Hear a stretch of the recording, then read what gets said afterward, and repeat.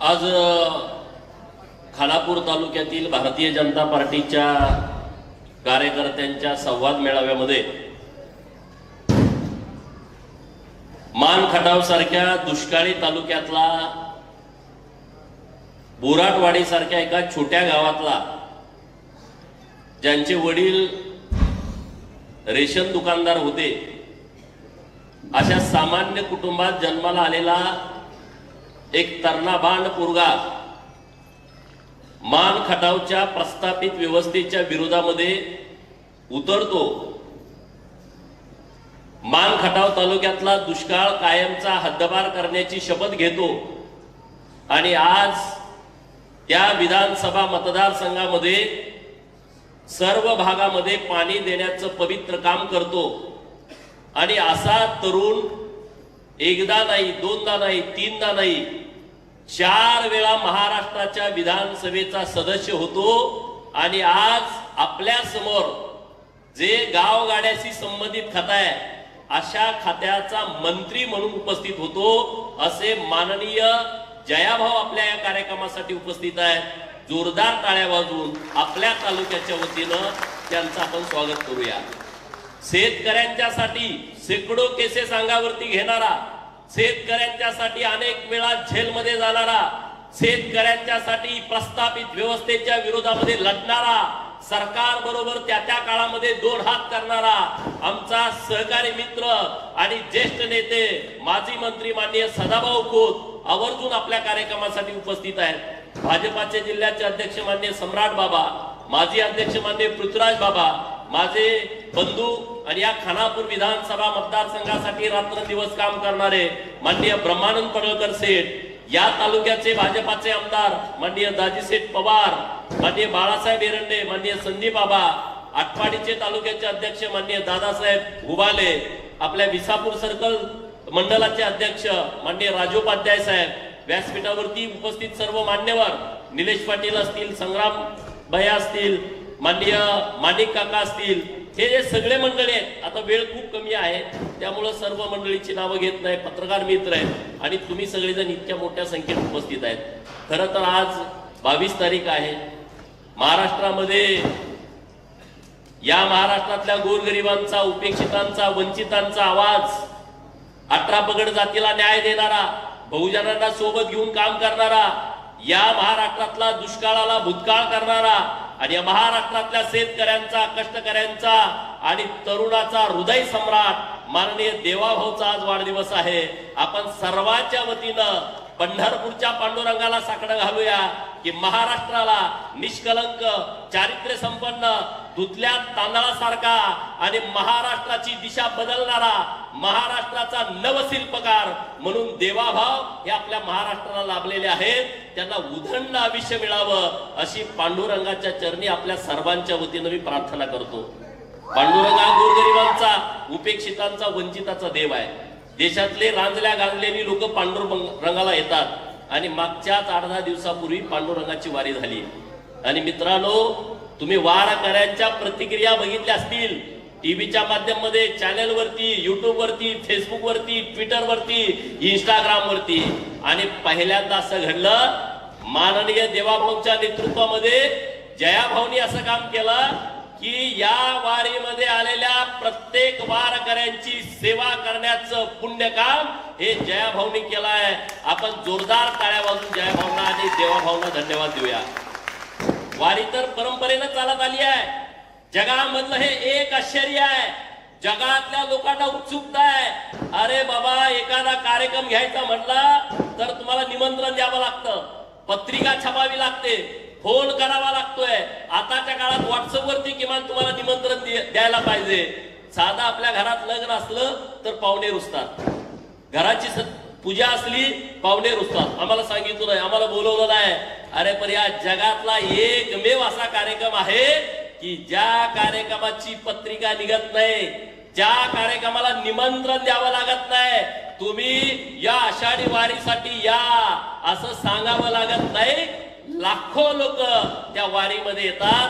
त्या वारीमध्ये वारकऱ्याची सेवा करण्याचं पुण्य काम देवाभावनाने जयाभावना लागलं हे तुमच्या मागच्या कितीतरी जन्माचं ते पुण्य असावं असं माझ्यासारख्या कार्यकर्त्याचं मत आहे. अरे वारीमध्ये एवढे वारकरी येतात, वारीमध्ये कुठं राहायचं, त्यांच्या शौचालयाची व्यवस्था, त्यांच्या आंघोळीची व्यवस्था एवढं कधी होत नव्हतं. मी पंढरपूरला वारीला गेलो होतो, मी त्या लोकांचं ऐकत होतो. 2-3 कार्यक्रमामध्ये मी देवाभाऊंच्या आणि जयाभाऊंच्या सोबत होतो. त्या लोकांच्या प्रतिक्रिया ऐकल्या. पुण्यातून आळंदीतून निघाल्याच्या नंतर वारकरी उघड्यावरती राहू नयेत म्हणून त्यांच्यासाठी मोठमोठे मंडप, ज्या मंडपामध्ये हजारो लोक मुक्काम करू शकत होती, मला वाटतं 54 ठिकाणी अशी व्यवस्था राज्य सरकारच्या माध्यमातून जयभाऊनी देवभाऊनी केली होती. वारकरी आमच्या ज्या भगिनी आहेत त्यांच्यासाठी आंघोळीची व्यवस्था, स्नानगृहाची व्यवस्था इतकी मोठ्या प्रमाणात पहिल्यांदा झाली होती. त्यांचे दवापाण्याची सोय, डॉक्टरांची सगळी व्यवस्था आणि याच्या पुढे जाऊन मुख्यमंत्री चरण सेवा म्हणून वारकऱ्यांचं पाय दाबण्याची व्यवस्था, मॉलिश करण्याची व्यवस्था जयभाऊ तुम्ही केली, देवाभाऊनी केली. पहिल्यांदा असं घडतंय की वारकरी पायाला हात लावून घेत नव्हते. ते म्हणाले आम्ही इतकं चालतोय तर आमची सेवा मग आम्ही काय केलं देवासाठी. आपल्या सगळ्या कार्यकर्त्यांनी, युवा कार्यकर्ते लावले होते, त्यांनी विनंती केली की माननीय मुख्यमंत्री महोदयांचा निरोप आहे की तुमची चरण सेवा आम्हाला करायची आहे. लाखो वारकऱ्यांची चरण सेवा ही आपल्या सरकारच्या माध्यमातून झाली. हे पहिल्यांदा घडतंय आणि ते भाग्य जयभाऊला मिळालंय. जयभाऊ सोलापूरचे पालकमंत्री आहेत. मी परवा बोलताना त्यांना म्हणालो की तुम्ही देवभूमी आहे ती, पंढरपूरचा पांडुरंग हा पंढरपूरला आहे, अख्ख्या जगाचं लक्ष तिथं आहे. जर्मनीची वगैरे रशियाची लोक आता वारीमध्ये आली होती. पंढरपूरचा पांडुरंग सोलापूर जिल्ह्यामध्ये, सिद्धरामेश्वर सोलापूर शहरामध्ये, अक्कलकोटमध्ये श्री स्वामी समर्थांचं पवित्र मंदिर आहे. इकडं आलं का महालिंगराय आहे हुलजंतीला, कुन्नूरला बिरोबा आहे, तिकडं आपल्या आरणला आपल्या सावतामाळी यांचं पवित्र मंदिर आहे. कितीतरी अशी पवित्र ठिकाणं सोलापूर जिल्ह्यात आहेत आणि अशा सोलापूर जिल्ह्याचं पालकमंत्री पद जयभाऊला मिळालंय. हे फक्त आणि फक्त भारतीय जनता पार्टीमध्ये होऊ शकतं, दुसऱ्या तिसऱ्या चौथ्या पार्टीमध्ये हे होऊ शकत नाही. कारण तुम्ही बघा, विचार करा ना, सामान्य कुटुंबात म्हणजे भाजप कोण आहे? भाजप अशी पार्टी आहे की ज्या पार्टीला कार्यकर्ता मालक आहे. तुम्ही दुसऱ्या पार्टीचा विचार करा, मुलायम सिंगाची पार्टी, समाजवादी पार्टी, पुढचा वारस अखिलेश यादव, सहज सांगू शकता तुम्ही.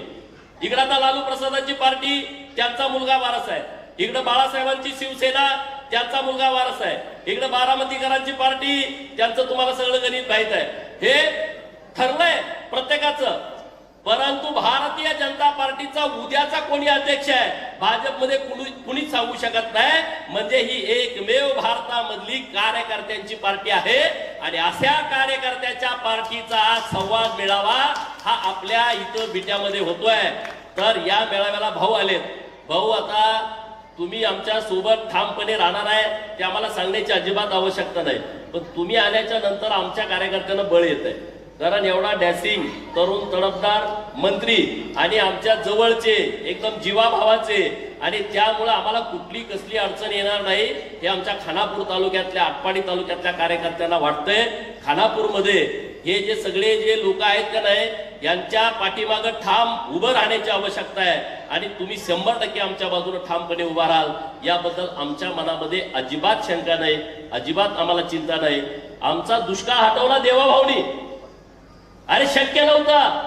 नागनाथ अण्णा नायकोडे आम्ही शाळेला असताना त्यांची पाणी परिषद व्हायची आटपाडीला. त्यामध्ये खानापूर, तासगाव, कवटेमंकाळ, जत, सांगोला, मंगळवेढा, आटपाडी, इकडे कडेगाव, नंतर तुमचं मान, खटाव, फलटण, माळशिरसचा अलीकडचा भाग, कोरेगाव, इतक्या सगळ्या तालुक्यातली लोक आटपाडीला यायची आणि पाणी परिषद व्हायची. आणि त्या पाणी परिषदेमध्ये आम्ही शाळेला असताना भाषण ऐकायचो की कृष्णा नदीचं पाणी तुम्हाला द्यायचं आहे. अरे आमच्या लोकांच्या मनामध्ये प्रश्न पडायचा की आटपाडीतनं भिवघाट चढल्यावर मग खानापूर येत आहे, खानापुरातनं पुढे गेल्यानंतर परत एक डोंगर उतरल्यानंतर तिकडे कृष्णा नदी येते, हे पाणी आम्हाला कसं काय मिळणार? लोक म्हणायचे हे कसं काय शक्य आहे. परंतु नागनाथ अण्णांनी हे आम्हा सगळ्या लोकांच्या मनामध्ये स्वप्न पेरलं आणि देवाभाऊनी हे सत्यामध्ये उतरवलं. धन्यवाद देतो आम्ही देवाभावना. दुष्काळी तालुक्यातली लोक, त्याला अनेक लोक सांगणार आम्ही हे केलं आम्ही ते केलं.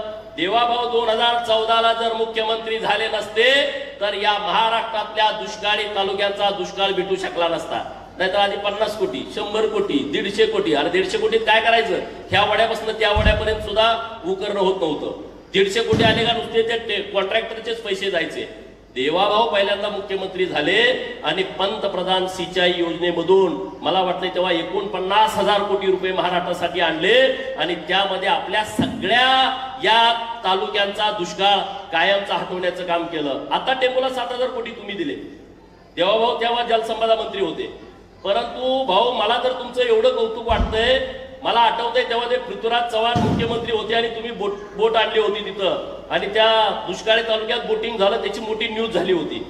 आज तुम्ही तिथं तारडी योजना कंप्लीट केली. तिथं आज उरमोडी योजनेचं काम अंतिम टप्प्यामध्ये आलंय. तिथं जिया काट्यापूरचं तुम्ही काम अंतिम टप्प्यामध्ये आणलंय. टेंबू नव्यानं तुम्ही 7,000 कोटी घेतले, त्यातलं बरंच पाणी हे खटावाणी मांडला जाणार आहे. पण तुम्हाला अजून टेंबू योजनेचं किंवा तारडीचं जनक वगैरे कोणी म्हणत नाही. अजून त्या जागा रिक्त आहेत. तिकडं सांगोल्यात पण पाणी गेलं, तिकडं पण कुणी जनक नाही. कडेगावला कोण आहे का बाबा? तुमच्या योजनेत जनक काय नाही ना अजून कुणी. महाराष्ट्रामध्ये इतकं सगळी कामं झाली, परंतु जे काम देवाभाऊनी केलंय ते काम दुसऱ्या कुठल्या मुख्यमंत्र्याला जमलं नाही. मी देवाभाऊचं कौतुक का करतो? आज वाढदिवस आहे त्यांचा. अरे महाराष्ट्राला मिळालेला हा कोहिनूर हिरा आहे आणि जातीपातीच्या पलीकडे जाऊन हा माणूस आपण जपला पाहिजे. त्यांना टार्गेट करण्याचं काम केलं जातं. जेव्हा जेव्हा या महाराष्ट्रामध्ये जातीवाद होतो तेव्हा टार्गेट करण्याचं काम केलं जातं. मी विधानसभेमध्ये माननीय सदाभाऊंनी मी एक विषय आणला होता. काय विषय आणला होता? दूध भेसळ होतीये. सभागृहामध्ये आम्ही सगळ्या आमदारांची भाषणं ऐकायचो की दूध भेसळ होतीये. आमचा शेतकरी म्हणतोय दुधाला दर पाहिजे, दुधाला आमच्या दर मिळाला पाहिजे. आमची आई, आमची बहीण, आमचा वडील, आमचा भाऊ रात्रंदिवस शेतामध्ये राबतोय आणि मग संध्याकाळी धारा काढतोय, सकाळी धारा काढतोय, शानगान काढलं, त्याला वैरण घाललं, त्याला पेन पळून घाललं, त्याचा दिवस रात्र त्यामध्ये जातो आणि मग त्याला 30 रुपयाचा दर मिळतो. म्हणजे फॅट वरती येतो दर. 30 असेल, कुणाला 35 असेल, कुणाला 40 असेल. परंतु जेव्हा आमचं 1 लिटर दूध तिथं जातं तेव्हा हे प्रस्थापित डेअरीवाली लोक त्याचा 5 लिटर 7 लिटर 10 लिटर करतील. आम्ही तुम्हाला दाखवला. कोण आहेत ही लोक? महाराष्ट्रामध्ये दुधामध्ये काम करणारे शेतकरी कोण आहेत? नंबर 1 ला मराठा समाजाचा शेतकरी आहे. शेतकऱ्याला जात नसते, परंतु मी त्या शेतकऱ्यांना सांगू इच्छितो, अरे या सगळ्या शेतकऱ्यांचं नुकसान कोण करताय? कुणाच्या डेऱ्यात या महाराष्ट्रामध्ये? या प्रस्थापितांच्या डेऱ्या आहेत. 1 टँकर गेला का त्याचा 2 टँकर करणं, 1 टँकर दूध गेलं का त्याचं 3 टँकर करणं. कसा दर मिळणार शेतकऱ्याला? कोण नुकसान करताय? तुमचं सरकार करताय. सरकार नुकसान तुमचं करत नाही. हे जे दूध डेअरीवाले आहेत 1 lakh litre, 1.5 lakh litre, 2 lakh litre, 5 lakh litre. अरे मसरत एवढी नाहीत, गया तेवढ्या नाहीत. मग एवढं दूध होतंय कुठला? केमिकलनं तुम्ही दूध तयार करताय. इकडं शेतकऱ्यांचं नुकसान करताय आणि तिकडं जो दूधला पैसे देऊन दूध घेतोय त्याच्या आरोग्याची हानी करताय. या सगळ्या विषयाकडे तुम्ही आम्ही बघण्याची आवश्यकता आहे. तुम्ही आम्ही बघा. जयभाऊंना माझी विनंती आहे, मी 2 मिनिटच बोलतो. भाऊ तुमच्याकडे इतकं मोठं खातं आलंय आणि गावगाडा सुजलान सुफलान करण्याची जबाबदारी मोठी तुमच्याकडे आली आहे. आणि मी तुम्हाला 2-3 वेळा बोललो, तो विषय तुम्ही मनावरती घ्या. गावामध्ये जी मोठी गाव आहेत तिथं 12 बलुतेदार लोक खूप राहत आहेत. 10 बाय 10च्या खोलीमध्ये राहत आहेत. 3री पिढी गेली, 4थी पिढी गेली, त्यांचं घर मोठं झालं नाही आणि त्यांना अंगण नाही. एखादा लग्नाचा कार्यक्रम करायचा तर त्याच्यानं 50,000 1 लाख रुपये मंगल कार्याला द्यायला नाहीत.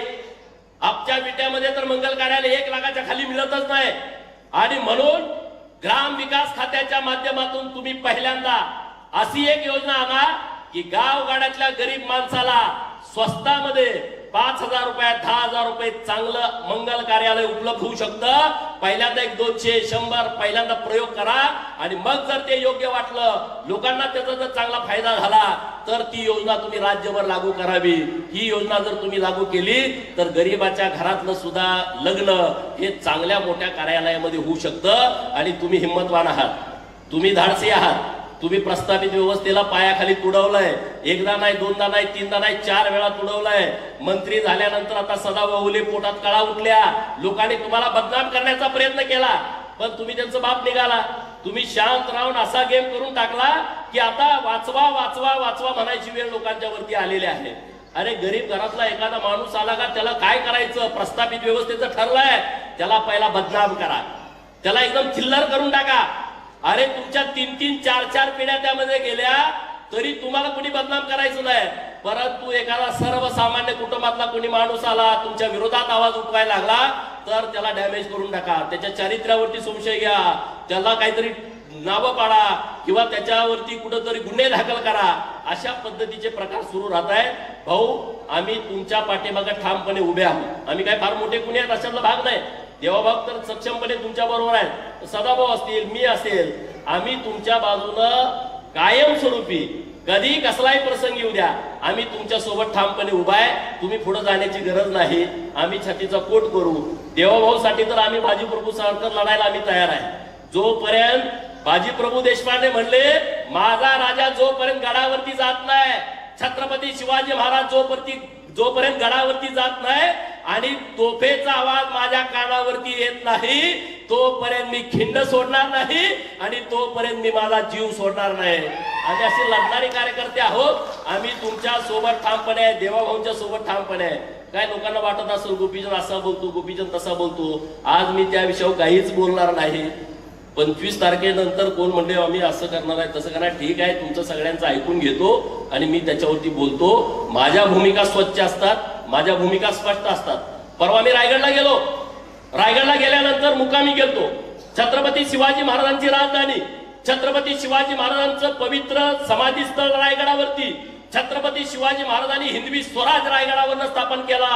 आणि त्या ग्रामपंचायतचं नाव विचारलं तर त्या ग्रामपंचायतचं नाव होतं छत्र निजामपूर. आता सांगा, अरे ज्या शिवाजी महाराजांनी मोगलांना उद्ध्वस्त करून टाकलं, औरंगजेबाला नाकी नऊ आणून टाकलं, त्या राजधानीचं नाव हे निजामपूर कसं काय असू शकतं? किती मोठं षडयंत्र आहे बघा. अरे आमच्या राजाची राजधानी छत्र निजामपूर ग्रामपंचायत मध्ये कशी काय असाल? 29 तारखेला हा विषय लक्षात आला. 30 तारखेला राज्याचे मुख्यमंत्री देवाभाऊंना भेटलो, माननीय जयाभाऊंना जाऊन भेटलो आणि मला अभिमान आहे माझ्या नेत्याचा. अरे 30 तारखेला भेटलो आणि 18 तारखेला 4:30 ग्राम विकास खात्याचे मंत्री आणि देवाभाऊंनी आदेश दिला आणि छत्र निजामपूरचं नाव बदललं आणि रायगडवाडी ठेवलं. किल्ले रायगड करायचंय त्या ग्रामपंचायतीचं नाव. टेक्निकल विषय होता.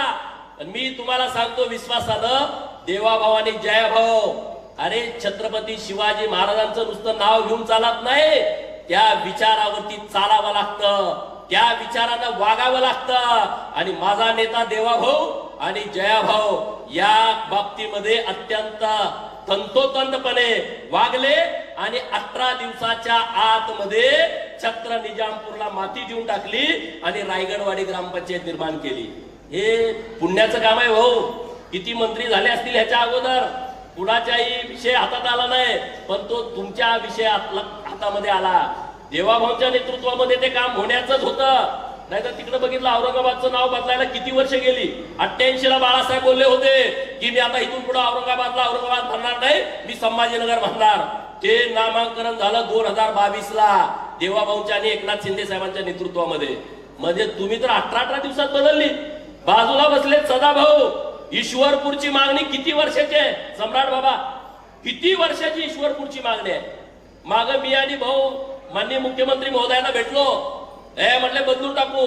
साहेबांचा आदेश म्हटल्यावर काय, आता आपलं खानापूर पण बदलायचंय, चिंता करू नका. सुलतान गादेला काय नाव द्यायचंय?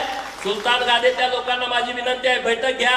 हे असे सुलतान बिलतान इथं चालणार नाही, खानमीन इथं चालणार नाही.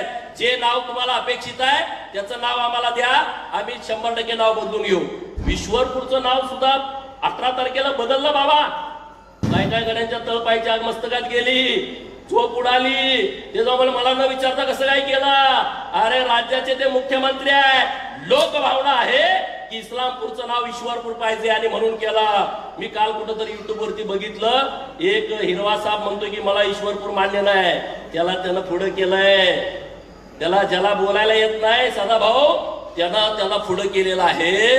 त्याला ईश्वरपूर नको आहे. अरे जे हिंदू विरोधी भूमिका घेतील त्यांना इथून पुढं ठेचूनच काढलं जाईल, ही आपल्या सर्वांची भूमिका असणार आहे, ही आपल्या सर्वांची भूमिका आहे. भाऊ एकच वाक्य बोलतो, संताजी घोरपडे यांचं स्मारक तुमच्या विधानसभा मतदारसंघामध्ये आहे आणि त्यांचं जन्मगाव त्या आमच्या मतदारसंघामध्ये आहे आणि त्यामुळं तुमची जबाबदारी वाढती आहे. संताजी आणि धनाजी छत्रपती शिवाजी महाराजांचे असे जातीवंत मावळे होते की मोगलांना त्या घोड्यांना पाणी पिताना सुद्धा संताजी धनाजी दिसायचे, मावळ्यांना तर दिसत होते. आणि त्या संताजींचं स्मारक आमच्या भाळवणीमध्ये करायचं आहे, ते दुर्लक्षित आहे स्मारक. ते स्मारक आणि तुम्ही तिथलं स्मारक तुमच्या तिथलं, हे दोन्ही स्मारकाचं काम भाऊ तुम्ही हातामध्ये घ्यावं अशी माझी तुम्हाला कळकळीची विनंती आहे. रेवण सिद्धाचं पवित्र मंदिर खानापूर तालुक्यामध्ये आहे आणि लाखो लोक तिथं खानापूरला येतात रेवण सिद्धाचं. आणि बाणूरगडला भैरजी नायकांचं स्मारक आहे. छत्रपती शिवाजी महाराजांचा तिसरा डोळा, स्वराज्याचा तिसरा डोळा. मी परवा रायगडावरती गेलो होतो, माझी छाती अभिमानानं भरून आली. छत्रपती शिवाजी महाराजांचा जो वाडा होता, ज्या खोलीमध्ये छत्रपती शिवाजी महाराज राहायचे, त्या खोलीकडे गेल्यानंतर गाईड बोलला की या खोलीमध्ये येण्याची परवानगी छत्रपती शिवाजी महाराज सोडून त्यांच्या राण्यांना जिजाऊ मासाहेबांना होती आणि तिसरा माणूस होता, त्या माणसाचं नाव होतं बहिर्जी नाईक.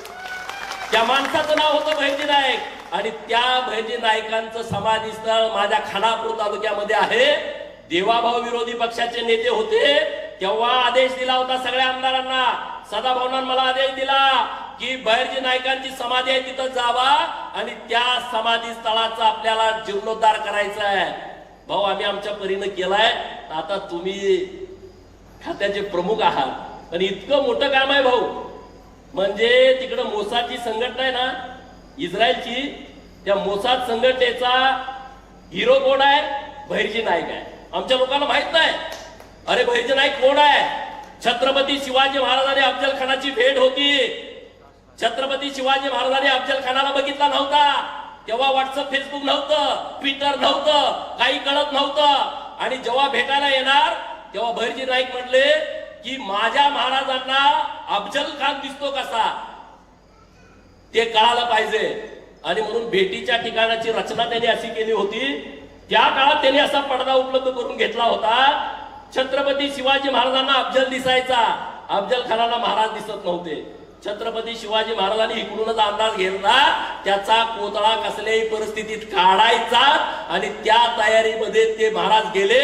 हे सगळं प्लॅनिंग बहिर्जी राजांनी आणि दोघांनी केलं होतं. इतकं जबरदस्त व्यक्तिमत्व आहे आणि ते दोन कामं हे महाराजांशी रिंगडीत काम आहेत, ती तुमच्या हातून व्हावीत एवढीच तुम्हाला विनंती करतो आणि भाऊंना विनंती करतो की आपण आपलं मार्गदर्शन करावं.